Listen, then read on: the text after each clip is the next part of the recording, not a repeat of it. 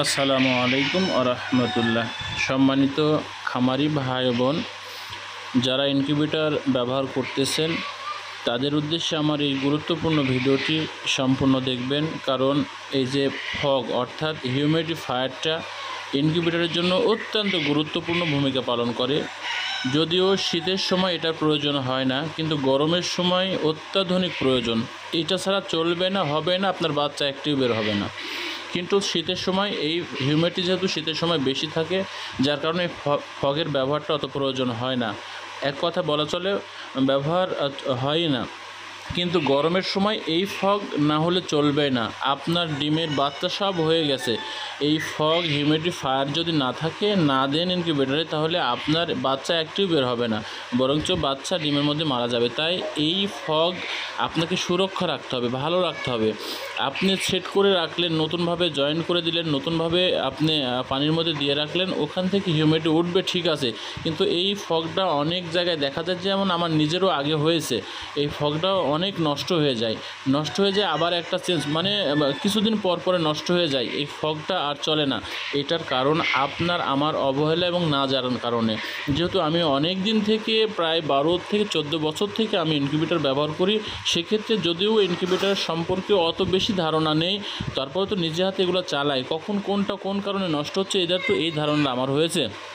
এই ফগটা বিশেষ করে নষ্ট হয় সেটা হচ্ছে, যেহেতু ফগটা পানির ভিতরে সবসময় থাকে, যেহেতু একটা পানির ভিতরে কোনো জিনিস থাকলে সেটা মরিচা পড়ে যায়, সেখানে প্রলেপ পড়ে যায়, যার কারণে এখানে একটা ছাপ পড়ে যায়। এই ফগটাও তেমন, ফগের ভিতরে যে এই হিউমিডিফায়ার ফগের ভিতরে যে একটা সাদা স্তূপ থাকে, সেটার উপরে একটা ময়লা পড়ে যায়, এইখানে একটা স্পট পড়ে যায়, কালো স্পট পড়ে যায়।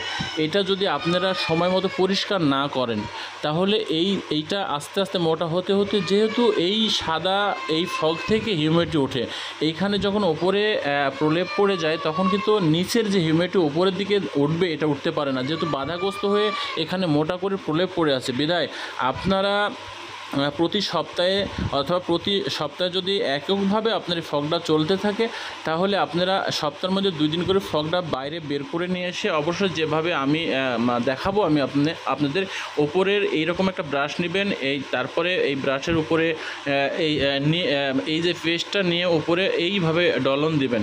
এভাবে ডলা দিলে ওপরের ময়লাগুলো উঠে যাবে। যদি না ওঠে, যদি এটা বেশি মোটা হয়ে যায়, উঠবে না। কিন্তু আপনারা অল্প থাকতে, যদি অল্প প্রলেপ পড়েছে, এই অল্প প্রলেপে যদি আপনার ফগটার সঙ্গে সঙ্গে আপনি এইভাবে ব্রাশ দিয়ে ঘষে মেজে এইটা করেন, তাহলে উপরকার প্রলেপ যে একটা কালো প্রলেপ পড়বে, এটা উঠে একেবারে সাদা, একবারে যে পর্দাটা ছিল এটা বের হয়ে যাবে। আর যদি না উঠে, যদি কালো কালো থেকে যায়, তাহলে আপনাকে বুঝতে হবে এইটা মোটা হয়ে গেছে। তখন একটা যে কোনো একটা একটু শক্ত কোনো কিছু খোসা দিয়ে হোক, তারপর টেস্টার দিয়ে হোক, কোনো কিছু দিয়ে হোক, আপনি এইটা আস্তে আস্তে ঘষণ দিয়ে উঠাই দিবেন। যেমন আমরা আমাদের মুখ বা দাঁত ব্রাশ করি যেভাবে, ঠিক সেভাবে কোনো দাঁতের উপরে স্পট পড়ে থাকলে ব্রাশ দিয়ে যেমন ধৌত করলে উপরের স্পটটা ওঠে না, তখন এটা দিয়ে শক্ত কিছু দিয়ে ঘষণ দিয়ে ওঠাতে হয়।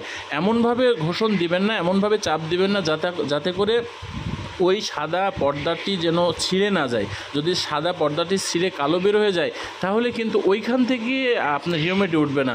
সাদা প্রলেপের উপরে আস্তে আস্তে ঘষা মাজা করলে আপনার এটা পরিষ্কার ক্লিয়ার হয়ে যাবে। এই ফগটা দীর্ঘদিন চলবে। আপনি পরীক্ষা করে দেখবেন, আপনার ফগ কিন্তু দীর্ঘদিন পানিতে রেখে দিবেন, কোনো এটা পরিষ্কার করবেন না, তো অল্প দিন নষ্ট হয়ে যাবে। কিন্তু যদি আপনারা এরকম ঘষা মাজা করেন, তাহলে ক্লিয়ার থাকবে। এভাবে আপনারা করবেন।